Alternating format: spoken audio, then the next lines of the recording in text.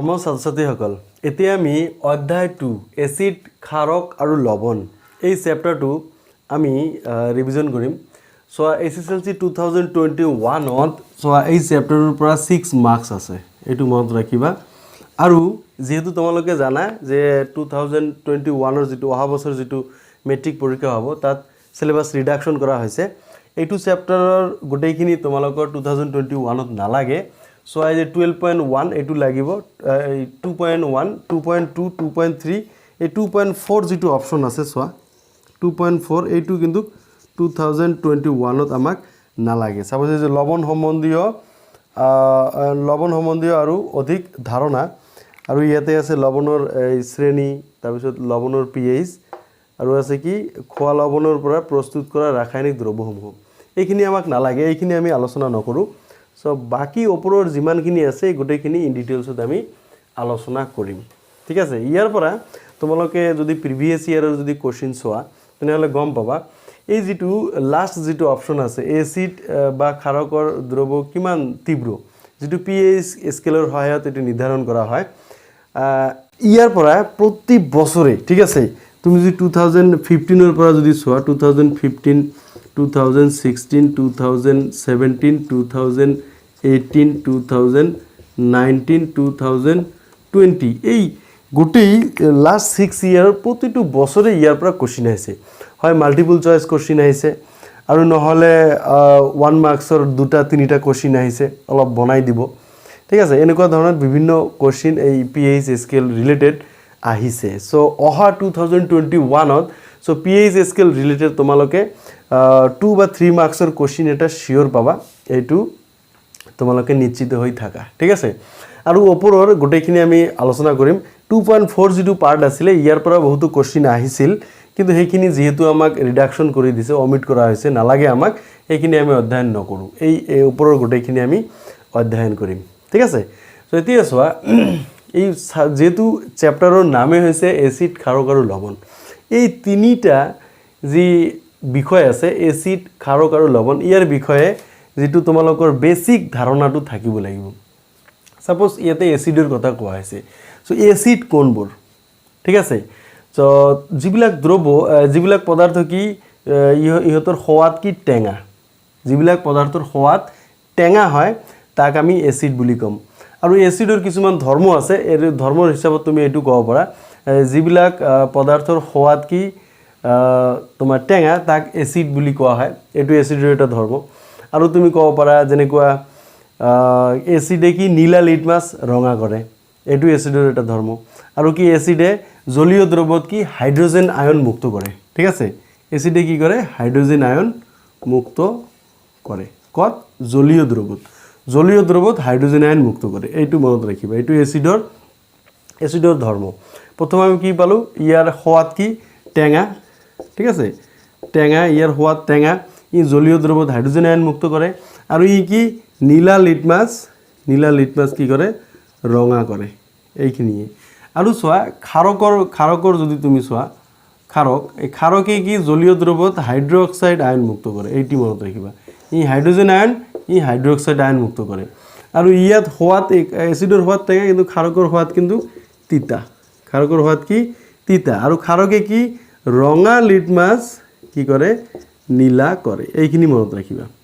So এই দুটা তোমালোকৰ বেসিক্যালি এসিড আৰু ক্ষাৰকৰ যদি ধৰ্ম আহে তুমি এই তিনিটা বেসিক্যালি মনত ৰাখিবা এতিয়া ক্ষাৰক এসিডৰ উদাহৰণ যদি সোৱা এসিডৰ উদাহৰণ সাপোজ HCl হাইড্ৰক্লোৰিক এসিড তাৰ পিছত H2SO4 এইটো সালফিউৰিক এসিড আৰু HNO3 এইটো হৈছে নাইট্ৰিক এসিড তাৰ পিছত HCOOH এইটো হৈছে তোমাৰ ফৰ্মিক এসিড আৰু এটা তুমি CH3COOH ঠিক আছে ইথানোইক এসিড সো এনেকুৱা ধৰণৰ বিভিন্ন এসিড আছে তাৰে ভিতৰত তোমাৰ এই যে ওপৰৰ যি তিনিটা আমি লিখিছো এইকেইটা হৈছে কি তীব্ৰ এসিড ঠিক আছে আৰু এই দুটা মৃদু এসিড মনত ৰাখিবা এইবিলাক আৰু ক্ষাৰকৰ যদি আমি উদাহৰণ চাওঁ সাপোজ সোডিয়াম হাইড্ৰক্সাইড ঠিক আছে পটাছিয়াম হাইড্ৰক্সাইড মই কৈছো কি ইয়াতে হাইড্ৰক্সাইড আয়ন থাকিব সো ইয়াতে হাইড্ৰক্সাইড আয়ন আছে এসিডত কি হাইড্ৰোজেন আয়ন সো ইয়াতে হাইড্ৰোজেন থাকিব লাগিব হাইড্ৰোজেন সবতে হাইড্ৰোজেন আছে ঠিক আছে সো এইবিলাক আছে তাৰপিছত চোৱা এইটো NH4OH এমোনিয়াম হাইড্ৰক্সাইড ঠিক আছে আৰু তুমি ল'ব পাৰা মেগনেছিয়াম MgOH2 এইটো এটা ক্ষাৰক so sodium hydroxide potassium hydroxide এইটো এমোনিয়াম হাইড্ৰক্সাইড মেগনেছিয়াম হাইড্ৰক্সাইড এই সকলোবিলাক কি ক্ষাৰক ইয়াৰ ভিতৰত চোৱা যে সোডিয়াম আৰু পটাছিয়াম যেটো আছে এইটো হৈছে তীব্ৰ ক্ষাৰক আৰু এই কেইটা হৈছে এমোনিয়াম হাইড্ৰক্সাইড এইটো হৈছে কি মৃদু ক্ষাৰক সেনেকুৱা ক্ষাৰকৰ ভাগ আছে তীব্ৰ ক্ষাৰক মৃদু ক্ষাৰক এইটো pH স্কেলত এইবিলাক আমি জুখিব পাৰি ঠিক আছে যেটো এসিড আৰু ক্ষাৰকৰ যেটো তীব্ৰতা এইটো pH স্কেলৰ সহায়ত জোখা হয় সো কোনটো তীব্ৰ কোনটো ক্ষাৰক কোনটো মৃদু ক্ষাৰক সো এইটো pH স্কেলত আমি আলোচনা কৰিম সো এই এসিড আৰু ক্ষাৰকৰ এইখিনি কথা তোমালোকে ভালদৰে মনত ৰাখিব লাগিব ঠিক আছে তেতিয়াহে যিবিলাক আমাৰ এই ৰিঅ্যাকশন আছে যে এসিড আৰু ক্ষাৰকে ধাতুৰ সৈতে কেনেদৰে বিক্ৰিয়া কৰে আৰু ধাতব কাৰ্বনেট নাইবা ধাতব হাইড্ৰোজেন কাৰ্বনেটৰ লগত কেনেদৰে বিক্ৰিয়া কৰে ঠিক আছে এসিড আৰু ক্ষাৰকে পৰস্পৰৰ সৈতে কেনেদৰে বিক্ৰিয়া কৰে এসিডৰ সৈতে ধাতব অক্সাইডৰ বিক্ৰিয়া এই গোটেইখিনি আমি বিক্ৰিয়াবিলাক লিখিব পাৰিম বা তোমালোকে তথ্য সহকাৰে গোটেইখিনি বস্তু বুজি পাবা যদি তোমালোকে এসিড আৰু ক্ষাৰকৰ বেসিক ধাৰণাটো তোমালোকৰ থাকে এতিয়া চোৱা এতিয়া লৱণৰ কথা যদি আহে লৱণ সো লৱণ কোনবিলাক প্ৰশমন বিক্ৰিয়াত উৎপন্ন হোৱা আয়নীয় যৌগবোৰক লৱণ বুলি কোৱা হয় এতিয়া চোৱা প্ৰশমন বিক্ৰিয়া তোমালোকে এইটো পয়েন্টত তোমালোকে অলৰেডি পাইছাই এসিড আৰু ক্ষাৰকে পৰস্পৰৰ মাজত বিক্ৰিয়া কৰি লৱণ আৰু পানী উৎপন্ন কৰে সো এই এসিড আৰু ক্ষাৰকৰ মাজৰ যেটো বিক্ৰিয়া এইটো প্ৰশমন বিক্ৰিয়া বুলি কোৱা হয় ইয়াতে যিবিলাক আয়নীয় যৌগ সৃষ্টি হয় তাক লৱণ বুলি কোৱা হয় যেনেকুৱা তুমি সাপোজ এই বেৰিয়াম সালফেট BaSO4 ঠিক আছে সোডিয়াম সালফেট H2SO4 তাৰপিছত ammonium sulphate NH4SO4 ammonium sulphate ঠিক আছে তাৰপিছত তোমাৰ সোডিয়াম ক্লোৰাইড যেটো আমাৰ খোৱা লৱণ সোডিয়াম ক্লোৰাইড তাৰপিছত magnesium chloride MgCl2 aluminium chloride AlCl3 ঠিক আছে তাৰপিছত তোমাৰ এই যে silver chloride AgCl silver bromide AgBr so এনেদৰে বিভিন্ন লৱণ আছে যিবিলাক লৱণ তোমাৰ কি এসিড আৰু ক্ষাৰকৰ বিক্ৰিয়াৰ ফলত উৎপন্ন হয় এসিড আৰু ক্ষাৰকৰ মাজত বিক্ৰিয়া হয় যিবিলাক আয়নীয় যৌগৰ সৃষ্টি হয় তাক লৱণ বুলি কোৱা হয় এইবিলাক হৈছে লৱণ সো তোমালোকে এইটো মনত ৰাখিব পাৰিবা যিবিলাক এসিডত আমি কি পাইছিলো হাইড্ৰোজেন আয়ন থাকে এসিডত কি থাকে হাইড্ৰোজেন আয়ন আৰু ক্ষাৰকত কি থাকে হাইড্ৰক্সাইড আয়ন ঠিক আছে এই দুটা লগ লাগি কি হৈছে পানী হয় আৰু আন যেটো আয়ন এইটো হৈছে লৱণ আন যেটো যৌগ উৎপন্ন হয় প্ৰশমন বিক্ৰিয়াত এটা হৈছে লৱণ এটা হৈছে পানী সো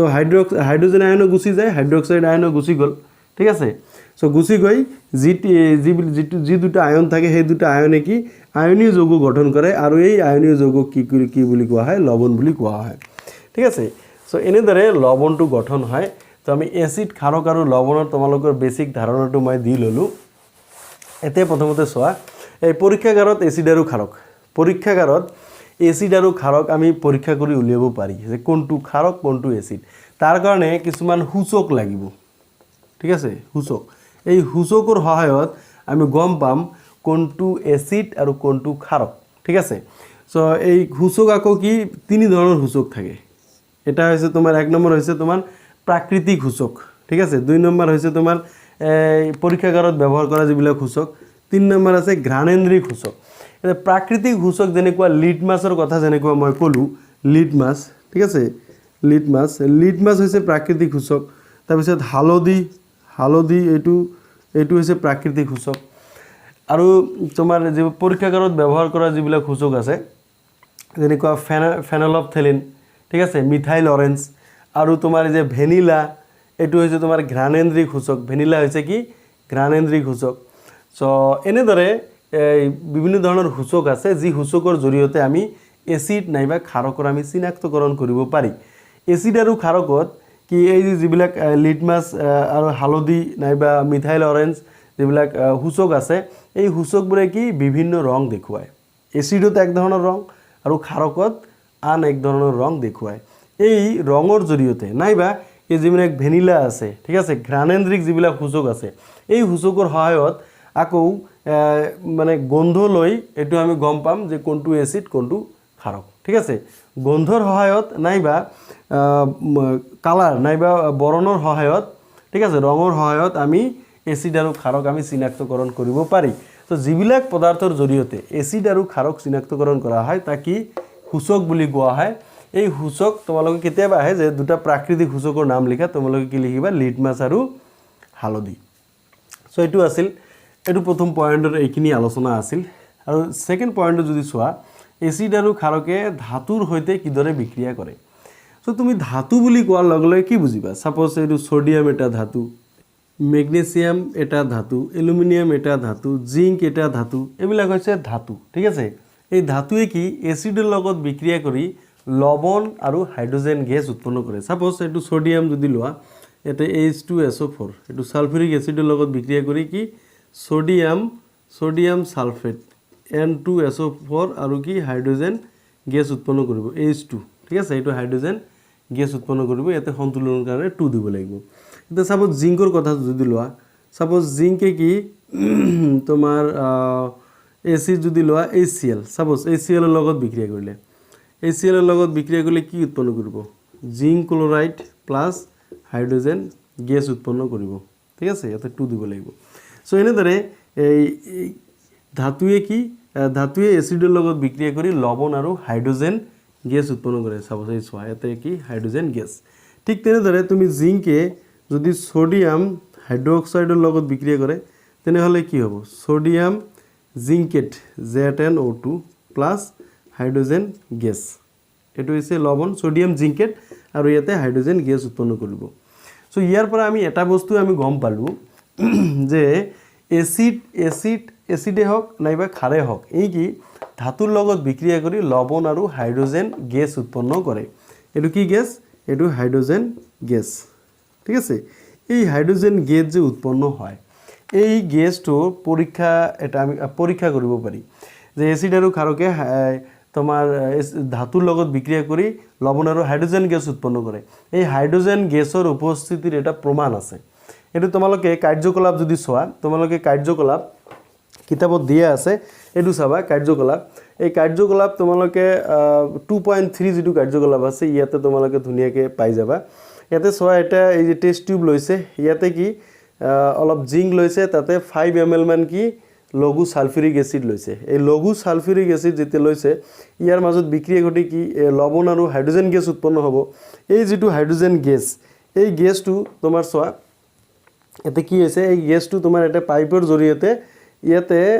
সাবনৰ দ্ৰৱ আছে এই সাবনৰ দ্ৰৱৰ মাজেৰে যদি যাবলৈ দিয়া হয় তেনেহলে কি বুদবুদৰ সৃষ্টি কৰে আৰু এই বুদবুদবোৰ কি হাইড্ৰোজেন পূৰ্ণ হাইড্ৰোজেন ইয়াতে থাকে ইয়াতে ঠিক আছে আৰু ইয়াত জ্বলি থকা মমবাতি এই বুদবুদৰ ওচৰত ধৰিলে কি এই ফটফট শব্দ কৰি জ্বলি উঠে সো যেহেতু এই মমবাতি কি ফটফট শব্দ কৰি জ্বলি উঠে ইয়ে কি হাইড্ৰোজেন গেছৰ উপস্থিতিৰ প্ৰমাণ দিয়ে সো এনেদৰে আমি হাইড্ৰোজেন গেছৰ উপস্থিতিত আমি প্ৰমাণ কৰিব পাৰি তোমালোকে কেতিয়াবা এই পৰীক্ষাত 1 মাৰ্কছৰ বা 2 মাৰ্কছৰ কাৰণে এই কোৱেশ্চনটো সুধিব পাৰে যে এসিডে ক্ষাৰ তোমাৰ এসিড নাইবা ক্ষাৰকে ধাতুৰ লগত বিক্ৰিয়া কৰি লবণ আৰু হাইড্ৰোজেন গেছ উৎপন্ন কৰে সো এই হাইড্ৰোজেন গেছৰ উপস্থিতিৰ এটা পৰীক্ষামূলক আৰ্হি বৰ্ণনা কৰা তোমালোকে এই ছবিটো আঁকি এনেদৰে বৰ্ণনা কৰিব লাগিব ঠিক আছে সো এইখিনি আছিল তোমালোকৰ এই সেকেন্ড যেটো পয়েন্ট এটুৱে আৰু থাৰ্ড যেটো পয়েন্ট আছে তাতে দিয়া আছে কি যে ধাতব কাৰ্বনেট আৰু ধাতব হাইড্ৰোজেন কাৰ্বনেটে এসিডৰ হৈতে কিদৰে বিক্ৰিয়া কৰে ধাতব কাৰ্বনেট বুলি কোৱাৰ লগে লগে সাপোজ তুমি এটো কাৰ্বনেট CO3 আৰু হাইড্ৰোজেন কাৰ্বনেট আছে HCO3 তে ধাতব কাৰ্বনেট মানে কি ধাতু লগ লাগিব সাপোজ এতে সোডিয়াম এটা ধাতু যে সোডিয়াম কাৰ্বনেট হৈ গল ঠিক আছে সোডিয়াম কাৰ্বনেট হৈ গল এতে এটো NaHCO3 এটো সোডিয়াম হাইড্ৰোজেন কাৰ্বনেট হৈ গল তাৰ পিছত এটো তোমাৰ সাপোজ ম্যাগনেসিয়াম কাৰ্বনেট MgCO3 এটো যদি তুমি ম্যাগনেসিয়াম দিয়া MgHCO3 এতে ব্ৰেকেটত 2 দিব লাগিব সো ইয়াৰ যোজ্যতা 1 আৰু ইয়াৰ যোজ্যতা 2 সেই কাৰণে ইয়াতে 2 হৈছে আৰু ইয়াতে একো হোৱা নাই 1 ক্যান্সেল সো এনেদৰে এইবিলাক হৈছে তোমাৰ কি ধাতব কাৰ্বনেট আৰু তুমি ধাতব কাৰ্বনেট যদি বেলেগ ধাতু লোৱা সাপোজ ক্যালসিয়াম তুমি CaCO3 এটো হৈছে ধাতব কাৰ্বনেট আৰু CaHCO3 ঠিক ঠিক আছে ইয়াতে 2 দিব লাগিব যেহেতু ক্যালসিয়ামৰ যোজ্যতা 2 সো এটা ধাতব হাইড্রোজেন কার্বনেট সো এইটু ইয়াতে সোয়া ইম্পর্টেন্ট কথা এইটুয়ে এই ধাতব কার্বনেটে হক আর ধাতব হাইড্রোজেন কার্বনেটে হক এই এসিডর হইতে কিদরে বিক্রিয়া করে এসিডর কথা কইছে অকল এসিড সাপোজ সো এতে অকল এসিডর কথা কইছে এতে ক্ষারর কথা কোয়া নাই ঠিক আছে কার্বনেট ধাতব কার্বনেট আর ধাতব হাইড্রোজেন কার্বনেটে এসিডর লগত বিক্রিয়া করি লবণ পানি আর কার্বন ডাই অক্সাইড গ্যাস উৎপন্ন করে উদাহরণ হিসাবে আমি সোডিয়াম কার্বনেট লব পাৰো মই ইয়াতে মুছি দিছো ঠিক আছে ইয়াতে সোয়া উদাহরণ হিসাবে আমি সোডিয়াম কার্বনেট লৈছো সোডিয়াম কার্বনেট এইটো এটা ধাতব কার্বনেট ই কি এসিড HCl এটা এসিডৰ লগত বিক্ৰিয়া কৰি কি উৎপন্ন কৰিব এটো সোডিয়াম ক্লোৰাইড তাৰ পিছত তোমাৰ পানী আৰু কি কাৰ্বন ডাই অক্সাইড গ্যাস উৎপন্ন কৰিব এটো সন্তুলন কৰিব লাগিব ইয়াতে 2 দিব লাগিব ইয়াতে সোয়া কাৰ্বন ডাই অক্সাইড গ্যাস উৎপন্ন হৈছে ঠিক তেনেদৰে সোডিয়াম হাইড্ৰোজেন কাৰ্বনেটেৰ লগত যদি বিক্ৰিয়া কৰে HCl কি উৎপন্ন কৰিব ঠিক এনেদৰে লবণ পানী আৰু কি কাৰ্বন ডাই অক্সাইড গ্যাস উৎপন্ন কৰে দুও ক্ষেত্ৰতে এটো ধাতব কাৰ্বনেট সোডিয়াম এটা ধাতু হেকাৰণে ধাতব কাৰ্বনেট বেলেগ ধাতু হ'ব পাৰে ঠিক আছে সো ধাতব কাৰ্বনেটে হক আৰ ধাতব হাইড্ৰোজেন কাৰ্বনেটে হক এই কি এসিডৰ লগত বিক্ৰিয়া কৰি লবণ পানী আৰু কার্বন ডাই অক্সাইড গ্যাস উৎপন্ন করে ঠিক আছে কিন্তু ইয়াতে সোয়া যদি ইয়াতে সাপোজ এটো যদি ক্ষার হয় সোডিয়াম কার্বনেট এটো NaOH এটো ক্ষার যদি হয় ইয়াৰ লগত কিন্তু বিক্ৰিয়া নকৰে ঠিক তেনেদৰে সোডিয়াম হাইড্ৰোজেন কাৰ্বনেট ইয়াৰ লগতো কি ক্ষাৰৰ লগত বিক্ৰিয়া কৰিব দিলে এই কি বিক্ৰিয়া নহয় এটো মনত ৰাখিবা যে ধাতব কাৰ্বনেট নাইবা ধাতব হাইড্ৰোজেন কাৰ্বনেটে কি ক্ষাৰৰ লগত কোনো ধৰণৰ বিক্ৰিয়া নকৰে অকল ই কি এসিডৰ লগত বিক্ৰিয়া কৰি লবণ পানী আৰু কাৰ্বন ডাই অক্সাইড গ্যাস উৎপন্ন কৰে কি গ্যাস কার্বন ডাই অক্সাইড গ্যাস এতে কথা হৈছে কি এই যে কার্বন ডাই অক্সাইড গ্যাস উৎপন্ন হৈছে ইয়াক আকৌ কি চুন পানীৰ মাজেৰে যদি যাবলৈ দিয়া হয় ক্যালসিয়াম হাইড্ৰোক্সাইড ঠিক আছে ক্যালসিয়াম হাইড্ৰোক্সাইড এইটো কি হিথিল চুন বা চুন পানী এই চুন পানীৰ মাজেৰে এই কার্বন ডাই অক্সাইড যদি যাবলৈ দিয়া হয় এই চুন পানীটো খোলা হৈ যায় আৰু কি অদক্ষেপৰ সৃষ্টি হয় এটা কি ক্যালসিয়াম কাৰ্বনেট উৎপন্ন কৰে ক্যালসিয়াম কাৰ্বনেট আৰু কি পানী উৎপন্ন কৰিব H2O এটো মনত ৰাখিবা ঠিক আছে যে ধাতব কাৰ্বনেট নাইবা ধাতব হাইড্ৰোজেন কাৰ্বনেটে এসিডৰ লগত বিক্ৰিয়া কৰি যি গ্যাস উৎপন্ন হয় এই গ্যাসক চুন পানীৰ মাজেৰে যাবলৈ দিলে চুন পানী ঘোলা কৰে এই গ্যাসটো হৈছে কি কার্বন ডাই অক্সাইড গ্যাস সো এই কি চুন পানী নাইবা হিথিল চুন এটো আমি আগতে পাইছো প্ৰথম চ্যাপ্টাৰত ইয়াৰ মাজেৰে যাবলৈ দিলে এই কি চুন পানীটো ঘোলা কৰে অৰ্থাৎ এই ক্যালসিয়াম কাৰ্বনেট উৎপন্ন কৰে যদি বেছি কার্বন ডাই অক্সাইড আকৌ যাবলৈ দিয়া হয় তেনেহলে এই ক্যালসিয়াম কার্বনেট আৰু পানী থাকিব তাৰ লগত যদি বেছি কার্বন ডাই অক্সাইড এটো গ্যাস যাবলৈ দিয়া হয় তেনেহলে কি ক্যালসিয়াম হাইড্রোজেন কার্বনেট উৎপন্ন করে এটো হবে একুয়া ঠিক আছে ভৌতিক অবস্থা সো এইখিনিয়ে তো তোমালোকে এইটো মনত ৰাখিবা যে ধাতব কাৰ্বনেট নাইবা ধাতব হাইড্ৰোজেন কাৰ্বনেটে কি এসিডৰ লগত বিক্ৰিয়া কৰি লবণ পানী আৰু কাৰ্বন ডাই অক্সাইড গ্যাস উৎপন্ন কৰে এই কাৰ্বন ডাই অক্সাইড যদি আকৌ চুন পানীৰ মাজেৰে যাবলৈ দিয়া হয় তেনেহলে কি চুন পানী ঘোলা কৰে এটো ক্যালসিয়াম কাৰ্বনেট ঠিক আছে অদক্ষেপ উৎপন্ন হয় আৰু পানী উৎপন্ন হয় ইয়াৰ মাজেৰে যদি অতিৰিক্ত কার্বন ডাই অক্সাইড যাবলৈ দিয়া হয় তেনেহলে ক্যালসিয়াম হাইড্রোজেন কার্বনেট উৎপন্ন হয় এইখিনিতে কথা হৈছে কি কেতিয়াবা খুদে যে সোডিয়াম কার্বনেট নাইবা সোডিয়াম হাইড্রোজেন কার্বনেটে ধাতুৰ লগত বিক্ৰিয়া কৰি যি গ্যাস উৎপন্ন কৰে ঠিক আছে ধাতু নহয় এসিডৰ লগত বিক্ৰিয়া কৰি যি গ্যাস উৎপন্ন কৰে সেই গ্যাসটোৱে চুন পানী ঘোলা কৰে ঠিক আছে গ্যাসটোৰ নাম কি সো গ্যাসটো হৈছে কি কাৰ্বন ডাই অক্সাইড গ্যাস সো এইখিনি বেসিক্যালি মনত ৰাখিব লাগিব এতে নেক্সট পয়েন্টটো যদি তোমালোকে সোৱা নেক্সট পয়েন্টত কি আছে যে এসিড আৰু ক্ষাৰকে পৰস্পৰৰ সৈতে কিদৰে বিক্ৰিয়া কৰে সো আমি পালো এসিড পালো ক্ষাৰক পালো সাপোজ এসিড হিসাবে আমি লব পাৰো HCl আৰু ক্ষাৰক হিসাবে যদি আমি লও সোডিয়াম হাইড্ৰোক্সাইড তেনেহলে কি এই কি সোডিয়াম ক্লোৰাইড আৰু কি উৎপন্ন কৰিব পানী উৎপন্ন কৰিব ঠিক আছে এসিড আৰু ক্ষাৰকে কি পৰস্পৰৰ মাজত বিক্ৰিয়া কৰি লবণ আৰু পানী উৎপন্ন কৰে এই বিক্ৰিয়াটো কি আকৌ প্ৰশমন বিক্ৰিয়া বুলি কোৱা হয় প্ৰশমন বিক্ৰিয়া কেতিয়াবা আহে প্ৰশমন বিক্ৰিয়া কাক বুলি উদাহৰণ দিয়া যি বিক্ৰিয়াত কি এসিড আৰু ক্ষাৰকে পৰস্পৰৰ মাজত বিক্ৰিয়া কৰি লৱণ আৰু পানী উৎপন্ন কৰে তাক প্ৰশমন বিক্ৰিয়া বুলি কোৱা হয়। এইটো হৈছে উদাহৰণ। তুমি বেলেগ সাপোজ এটা উদাহৰণ ল'ব পাৰা। সাপোজ H2SO4 এইটো সালফিউৰিক এসিড লোৱা, তুমি এতিয়া মেগনেছিয়াম হাইড্ৰক্সাইড লোৱা। মেগনেছিয়াম হাইড্ৰক্সাইড এইটো এটা কি ক্ষাৰক। সো এসিড আৰু ক্ষাৰকে বিক্ৰিয়া কৰি কি উৎপন্ন কৰিব? ইয়াতে মেগনেছিয়াম আছে, সালফেট আছে, ইয়াতে লৱণটো কি হৈ যাব? মেগনেছিয়াম সালফেট, আৰু ইয়াতে কি উৎপন্ন হ'ব? পানী উৎপন্ন হ'ব। ঠিক আছে। সো এইটো হৈছে প্ৰশমন বিক্ৰিয়া। এনেদৰে যিবিলাক বিক্ৰিয়াত এসিড আৰু ক্ষাৰকে কি নিজৰ মাজত বিক্ৰিয়া কৰি লৱণ আৰু পানী উৎপন্ন কৰে তাক প্ৰশমন বিক্ৰিয়া বুলি কোৱা হয়। আৰু এইটোৱে হৈছে তোমালোকৰ এই এসিড আৰু ক্ষাৰকে পৰস্পৰৰ মাজত কৰা বিক্ৰিয়া। সো পৰীক্ষাত এনেদৰে আহিব পাৰে। ঠিক আছে, যে প্ৰশমন বিক্ৰিয়াৰ এটা উদাহৰণ লিখা। তোমালোকে যিকোনো এটা বিক্ৰিয়া লিখিলে হৈ গ'ল। সো এই ক্ষেত্ৰত তোমালোকে এসিড আৰু ক্ষাৰকৰ এইটো জানিব লাগিব, আৰু সেই হিচাপত তোমালোকে লৱণ আৰু পানী উৎপন্ন হ'ব। ঠিক আছে। সো এইখিনিয়ে। আৰু নেক্সট পইণ্টটোত তোমালোকে চোৱা, প্ৰশমন বিক্ৰিয়াত এইখিনিয়ে আছে। নেক্সট পইণ্টত এসিডৰ সৈতে ধাতৱ অক্সাইডৰ বিক্ৰিয়া। এসিডৰ সৈতে, অকল এসিডৰ কথা কৈছে, এসিডৰ সৈতে ধাতৱ অক্সাইডে কেনেদৰে বিক্ৰিয়া কৰে। ধাতৱ অক্সাইড বুলি তুমি কোৱাৰ লগে লগে বুজিব লাগিব, সো ধাতুৰ লগত অক্সিজেন যেতিয়া যুক্ত হয় তেতিয়া ধাতৱ অক্সাইড হয়। সাপোজ কেলছিয়াম অক্সাইড এইটো এটা ধাতৱ অক্সাইড। সাপোজ কপাৰ অক্সাইড, ঠিক আছে। সাপোজ সোডিয়াম অক্সাইড, এইবিলাক হৈছে ধাতৱ অক্সাইড। মেগনেছিয়াম অক্সাইড, এইবিলাক হৈছে ধাতৱ অক্সাইড। তো এই ধাতৱ অক্সাইডে কি এসিডৰ লগত কিদৰে বিক্ৰিয়া কৰে? সাপোজ এই ধাতৱ অক্সাইড যদি লওঁ, কপাৰ অক্সাইড, কপাৰ অক্সাইডে কি এসিড আমি লৈছোঁ, সাপোজ HCl লৈছোঁ, এইটো এটা এসিড।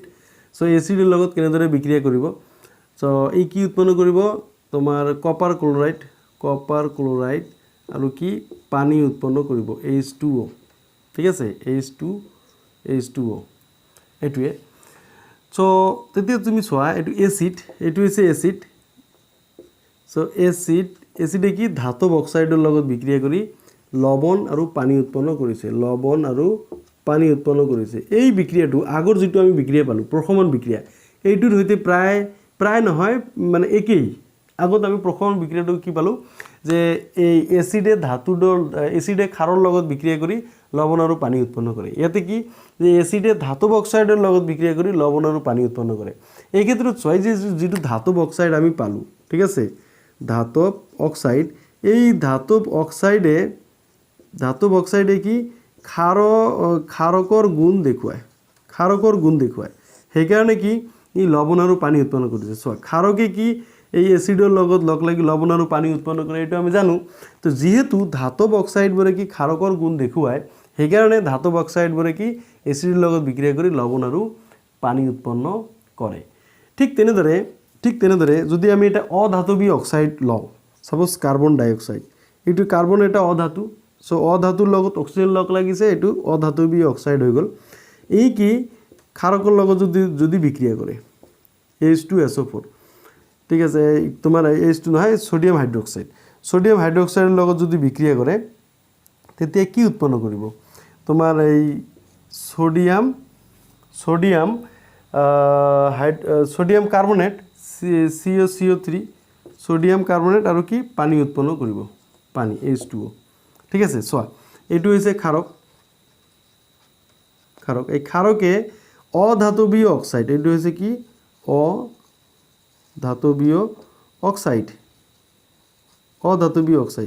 অধাতৱীয় অক্সাইডৰ লগত বিক্ৰিয়া কৰি লৱণ আৰু পানী উৎপন্ন কৰিলে। এই ক্ষেত্ৰত এই যিটো অধাতৱীয় অক্সাইড, ই কিন্তু আম্লিক গুণ দেখুৱাইছে। ঠিক আছে, আম্লিক মানে এসিড বুলি ক'ব পাৰোঁ, এসিডৰ গুণ দেখুৱায়। সেইকাৰণে কি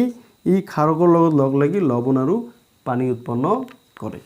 এইবিলাক কথা মনত ৰাখিবা, যে এসিডৰ সৈতে ধাতৱ অক্সাইডে কিদৰে বিক্ৰিয়া কৰে। এসিডৰ সৈতে ধাতৱ অক্সাইডে কি লৱণ আৰু পানী উৎপন্ন কৰে। ক্ষাৰকে কিন্তু ধাতৱ অক্সাইডৰ লগত বিক্ৰিয়া নকৰে। ঠিক আছে, ক্ষাৰকে কি অধাতৱীয় অক্সাইডৰ লগত বিক্ৰিয়া কৰিব পাৰে, কিন্তু ক্ষাৰকে ধাতৱ অক্সাইডৰ লগত বিক্ৰিয়া নকৰে। এইটো কথা মনত ৰাখিবা। ঠিক আছে। সো এইখিনিয়ে বেসিক্যালি তোমালোকে মনত ৰাখিলে হৈ গ'ল। আৰু এই বিক্ৰিয়াটো প্ৰশমন বিক্ৰিয়াৰ সৈতে একেই। সো এয়া আছিল তোমালোকৰ এই 2.1 যিটো পইণ্ট, এই গোটেইখিনি আমি আলোচনা কৰিলোঁ। সো এইখিনি যদি তোমালোকে ভালদৰে বুজি পাইছা, তেনেহ'লে গোটেইখিনি প্ৰশ্ন তোমালোকে উত্তৰ কৰিব পাৰিবা 2.2 আছে কি সকলো এসিড আৰু ক্ষাৰকৰ সাৰ্বজনীন গুণসমূহ যিমান এসিড আমি পালো সাপোজ এসিড বুলি ক'লে তুমি HCl হ'ব পাৰে H2SO4 হ'ব পাৰে HCOOH হ'ব পাৰে এসিডিক এসিড নাইবা এতে ক্ষাৰক বুলি ক'লে সোডিয়াম হাইড্ৰক্সাইড হ'ব পাৰে তোমাৰ পটাছিয়াম হাইড্ৰক্সাইড হ'ব পাৰে মেগনেছিয়াম হাইড্ৰক্সাইড হ'ব পাৰে এইবিলাক হৈছে ক্ষাৰক সো এই ক্ষাৰকত আমি জানো কি হাইড্ৰক্সাইড কি হাইড্ৰক্সাইড আয়ন থাকে আৰু এসিডত কি হাইড্ৰোজেন আয়ন থাকে এটো আমি এইখিনি আমি কথা গম পাও আগতে আমি পাইছো এতিয়া কথা হৈছে কি সকলো এসিড যিমান এসিড আছে আৰু যিমান ক্ষাৰ আছে সকলোৰে সাৰ্বজনীন গুণটো হৈছে কি ইহতে জলীয় দ্ৰৱত বিদ্যুৎ পৰিবহন কৰিব পাৰে এসিড নাইবা ক্ষাৰকে জলীয় দ্ৰৱত বিদ্যুৎ পৰিবহন কৰিব পাৰে এইখিনি কথা এসিড নাইবা ক্ষাৰকে যে জলীয় দ্ৰৱত বিদ্যুৎ পৰিবহন কৰে তাৰ এটা আমি পৰীক্ষামূলক এটা আৰ্হি আছে ঠিক আছে তোমালোকে কিতাপত দিয়াই আছে এটো পৰীক্ষামূলক আৰ্হি এটো আমি এতে প্ৰমাণ কৰি চাম সাপোজ এটো এটা তোমাৰ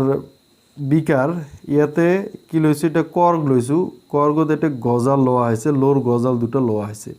ঠিক আছে আৰু এইখিনি মান লৈকে যিকোনো এসিড আমি যদি দিও এসিডৰ জলীয় দ্ৰৱ এতে ঢালি দিছো ঠিক আছে এইখিনি আৰু ইয়াতে কি কৰিলো আমি এটা আমি সংযোগ কৰিলো এটো কি ব্যাটাৰীৰ লগত আমি এতে সংযোগ কৰিলো তাৰ পিছত এতে আমি সাপোজ এটা চাবি দি দিছো ইয়াতে চাবি এতে দি দিছো ঠিক আছে আৰু ইয়াতে কি দিছো এটা বাল্ব দি দিছো সো ইয়াতে এটা জলীয় দ্ৰৱ আছে ঠিক আছে এতিয়া এইখিনি যদি HCl দি দিও হাইড্ৰোক্লোৰিক এসিডৰ জলীয় দ্ৰৱ যদি আমি ঢালি দিও আৰু যদি ইয়াতে সুইচটো দি দিও তেনেহলে বাল্বটো জ্বলি উঠা দেখা যাব বাল্বটো কি উঠিব জ্বলি উঠিব এই বাল্বটো জ্বলি উঠাৰ কাৰণটো হৈছে কি এই এসিডে জলীয় দ্ৰৱত কি হাইড্ৰোজেন আয়ন মুক্ত কৰিছে এইখিনিত যদি আমি এই H2SO4 দিও ঠিক একেই কথা হ'ব ইও হাইড্ৰোজেন আয়ন মুক্ত কৰিব বা বাকি যিমান এসিড আছে সকলোৱে হাইড্ৰোজেন আয়ন জলীয় দ্ৰৱত হাইড্ৰোজেন আয়ন মুক্ত কৰিব সেই কাৰণে এই বাল্বটো জ্বলি উঠিব তাৰ মাজেৰে কি বিদ্যুৎ প্ৰবাহ চালিত হ'ব ঠিক সেইদৰে যদি ইয়াতে আমি ক্ষাৰক দিও সাপোজ সোডিয়াম হাইড্ৰক্সাইড দিও ইয়াতে ই কি হাইড্ৰক্সাইড আয়ন মুক্ত কৰিব এই হাইড্ৰক্সাইড আয়ন মুক্ত কৰাৰ কাৰণে কি এই বাল্বটো জ্বলি উঠিব এতে সাপোজ যিকোনো যদি এসিড দিও তথাপিও বাল্বটো জ্বলিব আৰু নাইবা ক্ষাৰক যদি দিও তথাপিও বাল্বটো জ্বলিব সো এসিড নাইবা ক্ষাৰকৰ জলীয় দ্ৰৱই কি বিদ্যুৎ পৰিবহন কৰিব পাৰে কাৰণ এসিডে কি জলীয় দ্ৰৱত হাইড্ৰোজেন আয়ন মুক্ত কৰে আৰু ক্ষাৰকে জলীয় দ্ৰৱত কি হাইড্ৰক্সাইড আয়ন মুক্ত কৰিব পাৰে তো যিকোনো এসিড নাইবা যিকোনো ক্ষাৰকে জলীয় দ্ৰৱত হাইড্ৰোজেন কি কয় তোমাৰ বিদ্যুৎ পৰিবহন কৰিব পাৰে সো ইয়া আছে এসিড আৰু ক্ষাৰকৰ কি সাৰ্বজনীন এটা ধৰ্ম সো এতিয়া পৰীক্ষাত কেনে কোশ্চিন আহে যে এলকোহল নাইবা তোমাৰ গ্লুকোজত তো হাইড্ৰোজেন থাকে তথাপি ইহতে কিয় বিদ্যুৎ পৰিবহন নকৰে কাৰণ কি এলকোহল নাইবা গ্লুকোজৰ দৰে যিবিলাক যৌগ আছে ইহতে কি জলীয় দ্ৰৱত হাইড্ৰোজেন আয়ন মুক্ত নকৰে সেইকাৰণে ইহতে কি তোমাৰ এসিডৰ ধৰ্ম নেদেখুৱায় বা ইহতে বিদ্যুৎ পৰিবহন জলীয় দ্ৰৱত ইহতে বিদ্যুৎ পৰিবহন কৰিব নোৱাৰে সো জলীয় দ্ৰৱত হাইড্ৰোজেন আয়ন মুক্ত হ'ব লাগিব এই মুক্ত হাইড্ৰোজেন নাইবা হাইড্ৰক্সাইড আয়নৰ কাৰণে কি এই বিদ্যুৎ পৰিবহন হ'ব পাৰে সো এইখিনি কথা তোমাৰ এসিডৰ যেটো সাৰ্বজনীন ধৰ্ম পালো এতিয়া কথা হৈছে কি এসিডৰ যেটো জলীয় দ্ৰৱ যিকোনো এসিড তুমি যদি চোৱা HCl হক ই একুয়া অৱস্থাত থাকে নাইবা সোডিয়াম হাইড্ৰক্সাইডে হক sodium hydroxide NaOH sodium hydroxide ই একুয়া অৱস্থাত থাকে এটো জলীয় অৱস্থাত AQ অৱস্থাত লিখিব লাগে AQ মানে একুয়া সো এটো আমি জলীয় অৱস্থাত সকলো এসিড নাইবা ক্ষাৰকে কি জলীয় অৱস্থাত থাকে আৰু এই জলীয় অৱস্থাত থকাৰ কাৰণে ই কি ইহতে আয়ন মুক্ত কৰিব পাৰে সো এসিডে হাইড্ৰোজেন আৰু ক্ষাৰকে কি হাইড্ৰক্সাইড আয়ন মুক্ত কৰিব পাৰে সো এই কাৰণে যিকোনো এসিডে যদি জলীয় অৱস্থাত থাকে তেনেহলে এই এসিডৰ ধৰ্ম দেখুৱাব নাইবা ক্ষাৰকে যদি জলীয় অৱস্থাত থাকে তেনেহলে ই ক্ষাৰকৰ ধৰ্ম দেখুৱাব এতিয়া যদি HCl সাপোজ HCl আছে ঠিক আছে ই গ্যাস হিচাপত যদি আছে ঠিক আছে ই শুকান হৈ আছে তেনেহলে ই কি কৰিব এই এসিডৰ ধৰ্ম কিন্তু দেখুৱাব নোৱাৰে ইয়াত হাইড্ৰোজেন আয়ন কি হ'ব মুক্ত নহব ঠিক আছে তাৰ কাৰণে আমি এটা পৰীক্ষা কৰিব পাৰো ফৰ এক্সাম্পল তোমালোকৰ এটা কিতাপত কাৰ্যকলাপ দিয়া আছে সাপোজ মই এটা দেখুৱাই দিছো এইটো কাৰ্যকলাপ এই 2.9 কাৰ্যকলাপ আছে ইয়াতে তোমালোকে পাবা ইয়াতে কি কৰিছে গাঢ় H2SO4 লৈছে সালফিউৰিক এসিড লৈছে ঠিক আছে আৰু সোডিয়াম ক্লোৰাইড লৈছে এটা সোডিয়াম ক্লোৰাইড যদি তুমি লোৱা কোনো এটা কনিক্যাল ফ্লাক্স সোডিয়াম ক্লোৰাইড আৰু H2SO4 এটি এই দুটাৰ মাজত বিক্রিয়া ঘটিব বিক্রিয়া ঘটি সোডিয়াম সালফেট উৎপন্ন হ'ব এন্ড সোডিয়াম সালফেট এইটো এটা লবণ আৰু কি উৎপন্ন হ'ব HCl এই HCl এটো গ্যাস হিচাপত পোৱা যাব ঠিক আছে দুটা টেস্ট টিউবত ইয়াতে আমি সোডিয়াম ক্লোৰাইড আৰু ইয়াতে কি ঢালি দিছো তোমাৰ সালফিউৰিক অ্যাসিড ঢালি দিছো H2SO4 ঢালি দিছো ঢালি দিয়াৰ লগে লগে এই টেস্ট টিউবটোত এটা গ্যাস উৎপন্ন হ'ব ঠিক আছে এটা ঊৰ্ধ্বমুখী এটা গ্যাস উৎপন্ন হ'ব এটা গ্যাস ওলাব ঠিক আছে এতিয়া এই গ্যাসটো হৈছে কি HCl এতিয়া ইয়াতে যদি আমি লিটমাস কাগজ এটা লওঁ লিটমাস কাগজ সো আমি জানো এসিডে কি নীলা লিটমাস ৰঙা কৰে এতিয়া নীলা লিটমাস যদি লওঁ তেতিয়া কি দেখিবলৈ পাম কোনো ৰঙৰ পৰিৱৰ্তন নহয় কাৰণ কি এই যেটো HCl এটো গ্যাস আকাৰত ওলাইছে ইয়ে কি নীলা লিটমাসটো ৰঙা কৰিব নোৱাৰে অৰ্থাৎ এই হুকান HCl এ এসিডৰ ধৰ্ম নেদেখুৱায় এটোৱে প্ৰমাণ কৰে ঠিক আছে এইখিনি কথা মনত ৰাখিবা সো যেহেতু যিকোনো এসিড হক নাইবা ক্ষাৰক হয় জলীয় অৱস্থাত থাকিব লাগে হেকাৰণে কি হুকান অৱস্থাত থকা এসিডৰ ধৰ্ম নেদেখুৱায় কাৰণ কি হুকান অৱস্থাত এই কি হাইড্ৰোজেন আয়ন মুক্ত কৰিব নোৱাৰে কিন্তু এইখিনি যেটো মই কথা কলো এতিয়া যেটো গ্যাস উৎপন্ন হৈছে ইয়াতে যদি আমি হিক্ত লিটমাস কাগজ লওঁ ঠিক আছে হিক্ত লিটমাস কাগজ ললে আকৌ ইয়াৰ ৰঙৰ পৰিৱৰ্তন হ'ব হিক্ত মানে তাত পানী থাকিব সো পানী থাকিলে কি তেতিয়া HCl এ অটোমেটিক কি কৰিব হাইড্ৰোজেন আয়ন মুক্ত কৰিব সো হুকান লিটমাস কাগজ ললে ৰঙৰ পৰিৱৰ্তন নকৰে ঠিক আছে কিন্তু হিক্ত লিটমাস কাগজ ললে তেতিয়া কি ৰঙৰ পৰিৱৰ্তন কৰিব এইখিনি কথা তোমালোকে অলপ ভালদৰে বুজিব লাগিব তেতিয়াহে ক্লিয়াৰ হ'ব এতিয়া চোৱা জলীয় দ্ৰৱত এসিড আৰু ক্ষাৰকৰ কি পৰিৱৰ্তন হয় এতিয়া সাপোজ জলীয় দ্ৰৱত H2O পানী ঠিক আছে সাপোজ এইটো এটা টেস্ট টিউব ইয়াতে কি আছে পানী আছে সাপোজ এইটো আন এটা টেস্ট টিউব ইয়াতে সাপোজ কি আছে সালফিউরিক অ্যাসিড আছে H2SO4 সালফিউরিক অ্যাসিড আছে এতিয়া এই পানী আছে অ্যাসিড আছে যে এই দুটা যেতিয়া একেলগ কৰিব লাগে তেতিয়া কি হয় ইয়াতে চোৱা পানীৰ ক্ষেত্ৰত H2O আৰু H2SO4 এই দুটা যেতিয়া আমি একলগ কৰিম তেতিয়া কি হ'ব এই হাইড্ৰোজেন যেটো আয়ন আছে এই হাইড্ৰোজেন আয়নৰ কি হ'ব ইয়ে গাঢ়তাটো কি হৈ যাব কমি যাব ঠিক আছে ই কি H3O পজিটিভ আৰু SO4 এটো 2 নেগেটিভ আয়ন গঠন কৰিব এতে হাইড্ৰোনিয়াম সৃষ্টি হ'ব ঠিক আছে পানীয়ে সদায় কি H2O পানীয়ে সদায় হাইড্ৰোজেনৰ লগত লগ লাগি কি হাইড্ৰোনিয়াম সৃষ্টি কৰে পানী কি হাইড্ৰোজেন অকলে থাকিব নোৱাৰে এই পানীৰ অণুৰ লগত লগ লাগি এটো হাইড্ৰোনিয়াম সৃষ্টি কৰে ঠিক তেনেদৰে যদি তুমি H2O এতে HCl এর লগত যদি লগ লাগি কি হ'ব সে H3O positive plus chloride negative so এনেদৰে এটো গঠন কৰিব আয়ন গঠন কৰিব ঠিক আছে এতিয়া হাইড্ৰোজেন আয়ন নাইবা তুমি হাইড্ৰোনিয়াম আয়ন হাইড্ৰোজেন যেহেতু অকলে থাকিব নোৱাৰে এই পানীৰ লগত লগ লাগি হাইড্ৰোনিয়াম গঠন কৰে এই ক্ষেত্ৰত এটা বস্তু কি যেতিয়া কোনো এসিড নাইবা ক্ষাৰকত পানী যোগ কৰা হয় তেতিয়া সেই এসিড নাইবা ক্ষাৰক কি হৈ যায় লঘু হৈ যায় এতিয়া সাপোজ কি হৈ যায় তোমাৰ গাৰৰ পৰা যদি কোনো এসিড নে গাৰৰ পৰা লঘু কৰিব লাগে তেনেহলে পানী যোগ কৰিব লাগে H2O যোগ কৰিব লাগে কথাটো মনত ৰাখিবা যেতিয়া কোনো এসিড নাইবা ক্ষাৰক কি লঘুকৰণ কৰা হয় তেতিয়া পানী যোগ কৰা হয় এই ক্ষেত্ৰত পানী যোগ কৰাৰ এটা নিয়ম আছে সাপোজ এইটো এসিড আছে ইয়াতে এসিড আছে যিকোনো এসিড হ'ব পাৰে ইয়াতে কি আছে পানী আছে সো পানী এসিডত লাহে লাহে যোগ কৰা হয় পানী কি এসিডত লাহে লাহে যোগ কৰা হয় এসিড কিন্তু পানীত যোগ কৰা নহয় কাৰণ এসিড আৰু পানীৰ যেটো বিক্ৰিয়া এটো অতিশয় তাপবৰ্জী বিক্ৰিয়া ইয়াতে তাপ উৎপন্ন হয় ঠিক আছে আৰু দুৰ্ঘটনা ঘটিব পাৰে যদি তুমি এসিড পানীত যোগ কৰি দিয়া তেনেহলে ইয়াতে দুৰ্ঘটনা হ'ব পাৰে যেহেতু এটো এটা তাপবৰ্জী বিক্ৰিয়া সেই কাৰণে এসিড এটা গাৰৰ পৰা লঘু কৰোতে নাইবা যিকোনো ক্ষাৰক গাৰৰ পৰা লঘু কৰোতে এই কি পানী লাহে লাহে তাত যোগ কৰা হয় ঠিক আছে এসিড এটা লঘু কৰোতে কি পানী লাহে লাহে যোগ কৰা হয় আৰু যোগ কৰোতে কি সেই টেস্ট টিউবটো মাঝে মাঝে কি লৰাই থাকিব লাগে এনেদৰে আমি কি যিকোনো এচিড আমি লঘু কৰিব পাৰি সো কেতিয়াবা পৰীক্ষাত এইটো কোশ্চেন সোধে যে এচিড এটা লঘু কৰোঁতে এচিডত পানী লাহে লাহে কিয় যোগ কৰিব লাগে ঠিক আছে কাৰণ যে এচিড আৰু পানীৰ বিক্ৰিয়াটো অতিশয় তাপবৰ্জী বিক্ৰিয়া সেইকাৰণে এচিড এটা লঘু কৰোঁতে সদায় পানী এচিডত লাহে লাহে যোগ কৰিব লাগে আৰু এই যেটো যোগ কৰোঁতে পানী কি লৰাই থাকিব লাগে সো এইখিনিয়ে আছিল বেসিক্যালি তোমালোকৰ 2.2 এতে 2.3 যেটো পয়েন্ট আছে এটো ভেৰি ভেৰি ইম্পৰ্টেন্ট হয় এসিড বা ক্ষাৰকৰ দ্ৰৱটোৰ কিমান তীব্ৰ এটো এসিড আৰু ক্ষাৰকৰ যেটো তীব্ৰতা এটো বুজিবলৈ হলে তোমাৰ pH স্কেলৰ নলেজটো লাগিব তে pH স্কেলটো কি এটো আগত জানি লোৱা সাপোজ এইটো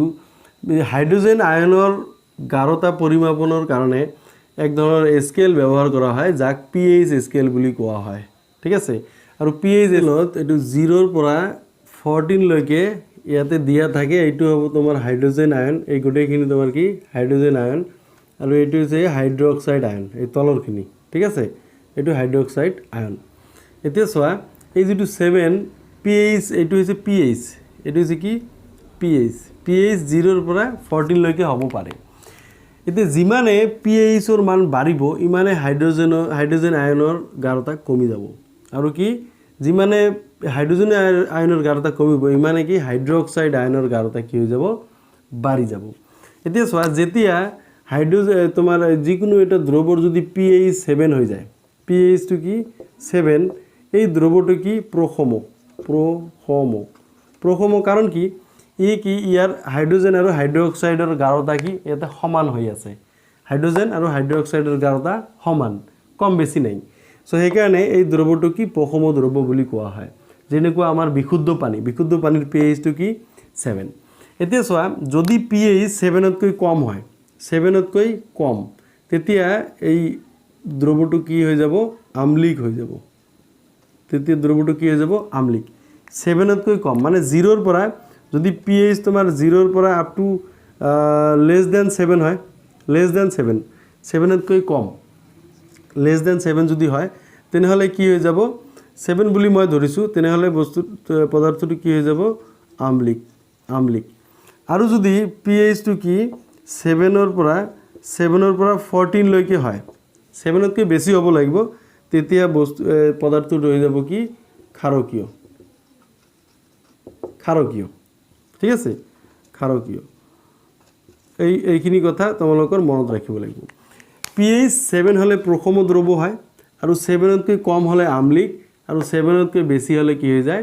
ক্ষাৰকীয় এই pH টো ইমান ইম্পৰ্টেন্ট তোমাক যদি লিটমাস কাগজ দিয়ে লিটমাস ঠিক আছে আৰু যদি তোমাক কোনো এটা দ্ৰৱৰ এসিড নাই বা ক্ষাৰক যদি চিনাক্তকৰণ কৰিব দিয়ে কেনেকৈ কৰিবা যদি লিটমাস কাগজ যদি আমি জানো নীলা লিটমাস ৰঙা কোনে কৰে এসিডে কৰে এসিডে কি নীলা লিটমাস ৰঙা কৰে আৰু ক্ষাৰকে কি কৰে ৰঙাৰ পৰা ৰঙা লিটমাস কি কৰে নীলা কৰে এইটো তোমাৰ ক্ষাৰকে কৰে ক্ষাৰক এতিয়া চোৱা যদি দ্ৰৱটোৰ pH 7 তকৈ কম হয় তেনেহলে ই নীলা লিটমাস ৰঙা কৰিব যদি নীলা লিটমাস ৰঙা কৰে তেনেহলে বস্তুৰ পদাৰ্থটো এসিড তাৰ মানে ইয়াৰ pH 7 তকৈ কম আৰু যদি ৰঙা লিটমাস নীলা কৰে তেনেহলে ই ক্ষাৰক অৰ্থাৎ ই কি 7 তকৈ বেছি হ'ব যদি লিটমাস কাগজৰ ৰঙৰ পৰিৱৰ্তন ঘটাব নোৱাৰে কোনো এটা দ্ৰৱই তেনেহলে সেই দ্ৰৱটো কি হৈছে pH কিমান হ'ব 7 হৈ যাব এতিয়া তোমাক যদি এনেদৰে কয় যে সাপোজ এটা দ্ৰৱ আছে suppose Draw A Draw B suppose Draw A আছে তোমাৰ ইয়াৰ pH হৈছে 6 আৰু দ্ৰৱ B ৰ pH হৈছে 8 এটা কোনটো ক্ষাৰকীয় কোনটো আম্লিক তুমি স্যার দ্রব এর ইয়ার pH কিমান এটি pH এইকেইটা হৈছে pH ঠিক আছে দ্রব এর pH কিমান 6 কি 7 কৈ কম সো দ্রব এ টু কি হৈ যাব আম্লিক হৈ যাব দ্রব B টু কি হৈ যাব 8 এর pH কিমান 8 সো 8 মানে 7 কৈ ডাঙৰ সো ই কি হৈ যাব ক্ষাৰকীয় দ্ৰব B টু হৈ যাব ক্ষাৰকীয় দ্ৰব এ আম্লিক দ্ৰব B ক্ষাৰকীয় সো pH টু তোমালোকৰ পৰীক্ষাত বেলেগ কে দিব পাৰে এতিয়া কথাটো হৈছে কি এটি নীলা লিটমাস কোনে ৰঙা কৰিব যাৰ pH 6 কাৰণ ই যেহেতু আম্লিক এসিড আৰু ৰঙা লিটমাছ কোনে নীলা কৰিব যে দ্ৰৱ বিয়ে কি ৰঙা লিটমাছ নীলা কৰিব কাৰণ ইয়াৰ pH 8 হোৱা মানে কি ক্ষাৰক সো তেনেদৰে কথাটো অলপ বুজিব লাগিব সো এইখিনিয়ে বেসিক্যালি কথা এতি যদি তোমাক কয় A আৰু B যেটো পদাৰ্থ আছে ইয়াৰ হাইড্ৰোজেন আয়নৰ গাঢ়তা কাৰ বেছি হ'ব এতিয়া কথাটো স্পষ্ট যদি হাইড্ৰোজেন আয়নৰ গাঢ়তা বেছি হয় তেনেহলে পদাৰ্থটো এসিড হ'ব লাগিব এসিডৰ হাইড্ৰোজেন আয়নৰ গাঢ়তা বেছি ইয়াতে দ্ৰৱ এটো হৈছে এসিড ইয়াৰ 6 সো ই 6 টু সাপোজ ইয়াতে আছে এইটো হৈছে 6 আৰু এইটো হৈছে 8 সো হাইড্ৰোজেন আয়নৰ গাঢ়তা যদি তুমি চোৱা যাৰ pH 6 তাতে হাইড্ৰোজেন আয়নৰ গাঢ়তা বেছি হ'ব সো দ্ৰৱ এৰ হাইড্ৰোজেন আয়নৰ গাঢ়তা কি হৈ যাব বেছি হ'ব সো এনেদৰে তোমাৰ বিভিন্ন কোশ্চেন ইয়াৰ পৰা বনাই দিব পাৰে pH স্কেলৰ পৰা ভেৰি ভেৰি ইম্পৰ্টেন্ট এটো pH স্কেল তোমালোকে মোৰ আগৰ এটা ভিডিও আছে ইন ডিটেইলছত চ্যাপ্টাৰ 2 উইথ নোট তোমালোকে পাই যাবা হেতু ভিডিওটো মই ডেসক্ৰিপচনত লিংকটো দি দিম তাত গৈ ফুল চ্যাপ্টাৰৰ ভিডিওটো চাব পাৰিবা তাত নোট হিচাপত তোমালোকৰ গোটেইখিনি দিয়া আছে এতিয়া কথা হৈছে দৈনন্দিন জীৱনত pH এৰ গুৰুত্ব দৈনন্দিন জীৱনত আমাৰ pH কিয় প্ৰয়োজন pH স্কেলটো চোৱা pH স্কেলৰ দ্বাৰা আমি দ্ৰৱটো ক্ষাৰকীয় নে আম্লিক এটো গব পাৰি কেতিয়াবা pH স্কেল আমাৰ দৈনন্দিন জীৱনত গুৰুত্বপূৰ্ণ হৈ পৰে চোৱা যেতিয়া আমাৰ বৰষুণ দিয়ে বৰষুণৰ যদি pH 5.6 তকৈ যদি কম হয় তেনেহলে তাক এসিড বৰষুণ বুলি কোৱা হয় বৰষুণৰ pH 5.6 তকৈ কম হলে এসিড তাক এসিড বৰষুণ বুলি কোৱা হয় ঠিক তেনেদৰে যদি pH তোমাৰ কি হয় 5.5 তকৈ কম হয় কম তেনেহলে আমাৰ মুখত এটা নিৰ্দিষ্ট পৰিমাণৰ pH থাকে যদি 5.5 তকৈ কম হয় তেনেহলে দন্ত ক্ষয়ৰ সূচনা হয় পৰীক্ষাত কেতিয়াবা হুদে এইবিলাক সো দন্ত ক্ষয়ৰ সূচনা কেতিয়া হয় যেতিয়া আমাৰ মুখৰ pH কি 5.5 তকৈ কম হয় আৰু বৰষুণৰ পানীত কেতিয়া এসিড বৰষুণ বুলি কম যেতিয়া বৰষুণৰ পানীৰ pH 5.6 তকৈ কম হ'ব ঠিক আছে বিশুদ্ধ পানীৰ pH কিমান 7 যেহেতু বিশুদ্ধ পানীৰ প্ৰসম ঠিক তেনেদৰে এই pH স্কেলে কি খেতিয়কসকলৰ কাৰণেও গুৰুত্বপূৰ্ণ কাৰণ কেতিয়াবা মাটি কি বহুত পৰিমাণে আম্লিক হৈ যায় যেতিয়া মাটিটো আম্লিক হৈ যায় তেতিয়া হলে সেই মাটিটোৰ pH 7 তকৈ কম হয় কাৰণ আমি জানো আম্লিক পদাৰ্থ বা আম্লিক দ্ৰৱৰ pH কি 7 তকৈ কম তো যেতিয়া মাটি আম্লিক হৈ যায় তেনেহলে সেই মাটিটোত কিখক বিলাকে যেনেকৈ পটাছিয়াম হাইড্ৰক্সাইড ঠিক আছে পটাছিয়াম হাইড্ৰক্সাইড এইটো এটা কি ক্ষাৰক সো এই ক্ষাৰক বা ক্যালসিয়াম হাইড্ৰক্সাইড এনেকুৱা ধৰণৰ পদাৰ্থ যোগ কৰিব লাগে মাটিত কি দিব লাগে কিয় দিব লাগে কাৰণ মাটি যদি আম্লিক হৈ যায় যাৰ pH টো ইয়াৰ কমি যাব 7 তকৈ কম হৈ যাব যেতিয়া সেই মাটিটো যেতিয়া ক্ষাৰক দিয়া হ'ব ক্যালসিয়াম হাইড্ৰক্সাইড নাই বা পটাছিয়াম হাইড্ৰক্সাইড এনেকুৱা ধৰণৰ ক্ষাৰক সেই মাটিটোত মিহলি কৰা হ'ব তেনেহলে কি এই কি প্ৰখম অৱস্থাত আনিব এই কি মাটিৰ আম্লিক গুণটো কি হেৰুৱাই পেলাব ঠিক আছে সো তেতিয়া কি ফসলটো ভাল হ'ব সেইকাৰণে pH আমাৰ দৈনন্দিন জীৱনত এক গুৰুত্বপূৰ্ণ ভূমিকা পালন কৰে the main কথাটো এইটোৱে যেটো pH স্কেলৰ যেটো কনসেপ্ট এই কনসেপ্টটো ভেৰি ভেৰি ইম্পৰ্টেন্ট কাৰণ লাষ্ট 6 ইয়াৰ্ছৰ যিমান কোশ্চেন আছে যদি তুমি চোৱা তেনেহলে pH স্কেলৰ পৰা 2-3 মাৰ্কস আহি আছে pH স্কেল ৰিলেটেড কোশ্চেনবোৰ আহি আছে সো সেইকাৰণে pH স্কেলটো ভেৰি ইম্পৰ্টেন্ট তোমালোকে অলপ ভালদৰে অধ্যয়ন কৰি এবাৰ দুবাৰ ভিডিওটো চাই ক্লিয়াৰ কৰি লবা সো এইখিনিয়ে আজিৰ ভিডিওটোত এইখিনিয়ে ইয়াৰ পিছত এইটো চ্যাপ্টাৰৰ ভেৰি ইম্পৰ্টেন্ট কোশ্চেন আৰু লাষ্ট 6 ইয়াৰ্ছৰ কোনবিলাক কোশ্চেন আহিছিল সেই গোটেইখিনিৰ কাৰণে এটা নেক্সট এটা ভিডিও আহিব ঠিক আছে সো আজিৰ কাৰণে এইখিনিয়ে জয় হিন্দ জয় অসম